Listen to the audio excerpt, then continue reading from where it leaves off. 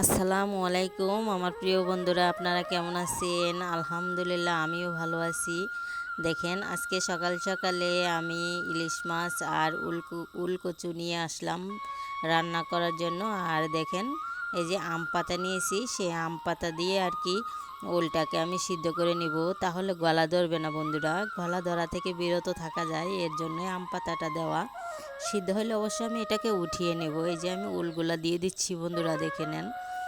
আর সিদ্ধ হলে তারপরে রান্না করব বন্ধুরা। যে যেখান থেকে আমার এই ভিডিওটা দেখতেছেন, সবাইকে জানাই আমার আন্তরিক শুভেচ্ছা ও ভালোবাসা। আপনারা আমার ভিডিওটা দেখেন, আমার খুবই ভালো লাগে। ভিডিওটা দেখবেন, কমেন্ট করবেন। আমি কমেন্ট পড়লে আমার খুব ভালো লাগে, খুবই খুবই ভালো লাগে বন্ধুরা। তো দেখেন, এই যে আমার উলগুলা সিদ্ধ হয়ে গেছে। আর আমি এই যে যে আম পাতা দিয়েছিলাম, সেই আম পাতাগুলো আমি এখন উঠিয়ে ফেলে দিচ্ছি, কারণ ওগুলা থাকার তো আর কোনো দরকার নেই। আমার দরকার যা ছিল তা তো আমার স্বার্থপরের মতো নিয়েই নিয়েছি আমি। আর এবার ওটাকে আমি ফেলেও দিচ্ছি। আর চুলাইতে গরম তেল দিয়ে দিচ্ছিলাম।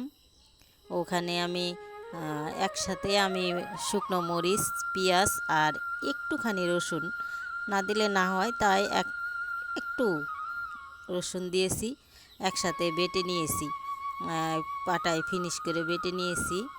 আর দিয়ে দিব হলুদ আর লবণ। বন্ধুরা, ইলিশ মাছে অন্য কোনো মশলা অ্যাড না করলেই ভালো হয়। তো ইলিশ মাছের যে একটা স্বাদ, সেটাই অলরেডি বোঝা যায় এভাবে রান্না করলে ভালো লাগে। রসুন একেবারেই কম দিলেই ভালো হয়।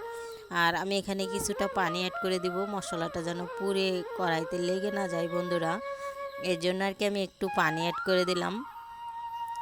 তো বন্ধুরা, আপনারা এভাবে উল দিয়ে, আম পাতা দিয়ে, যদি হাতের কাছে আম পাতা থেকে থাকে, তাহলে এভাবে কিছুটা 2টা 3টা আম পাতা নিয়ে এভাবে আপনারা ট্রাই করে দেখতে পারেন।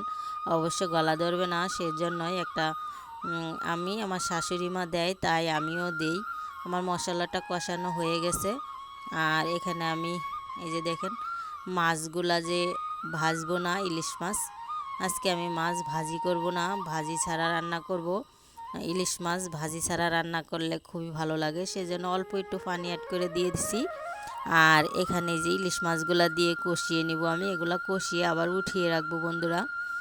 তো এই মাছ এভাবে রান্না করলে খুবই খেতে ভালো লাগে। আর ভাজি যদি করে খাওয়া হয়, সেটার আবার আরেক স্বাদ। আর এভাবে বন্ধুরা আরেকটা স্বাদ লাগে, খেতে খুবই ভালো লাগে। এই জন্যে আমি এভাবে করতেছি আজকে। তো আপনারা দেখতে থাকেন আমার ব্লগটা, আর আমার সাথে থাকবেন, এটাই আমার চাওয়া আপনাদের কাছে। আর এই যে দেখেন, আমার মাছগুলা বন্ধুরা কষানো হয়ে গেছে। মানে আমি এখন একটা একটা করে এগুলো উঠিয়ে নিব। এই যে পাতিলের ভিতরে আমি উঠিয়ে নিচ্ছি একটা একটা করে, নইলে ভেঙে যাবে। ভেঙে যাওয়ার ভয়তে আমি উঠিয়ে নিচ্ছি।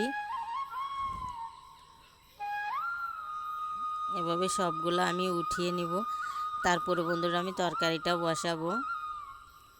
এই যে দেখেন, আমার মাছগুলো উঠানো হয়ে গেছে। এখন আমি ওই যে উল যে সিদ্ধ করে রেখেছিলাম বন্ধুরা, সেই উলটা এখন এর ভিতরে দিয়ে দিচ্ছি। এই যে দেখেন, উলটা আমার এখানে দেওয়া হয়ে গেছে। আর উলটা খুবই সুন্দর। আপনাদের ভাই উলটা কিনে আনছিল, লাল উলটা, দেখেন কি সুন্দর। আমি কষিয়ে নিচ্ছি, তারপরে আমি জল দিয়ে দিব বন্ধুরা। আমার এই ব্লগটা আপনারা দেখবেন, আর পুরাটা ভিডিও আপনারা দেখলে আমার খুবই ভালো লাগবে। যদি টেনে টেনে ভিডিও দেখেন বন্ধুরা, তাহলে কিছুই বোঝাও যায় না। আর আমার চ্যানেলটাও ডাউন হয়ে যায়। যদি আপনারা দেখেন তাহলে পুরাটাই দেখবেন, আর যদি না দেখেন ভিডিও, তাহলে তো কিছু করারই নাই।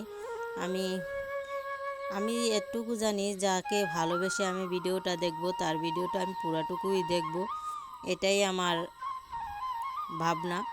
ধরে দেখেন, এই যে মাছে জল দিয়ে দিয়েছি, তারপরে আমি এই যে তরকারিতে জল দিয়ে দিয়েছিলাম, সরি আমার ভুল হয়ে গেছে।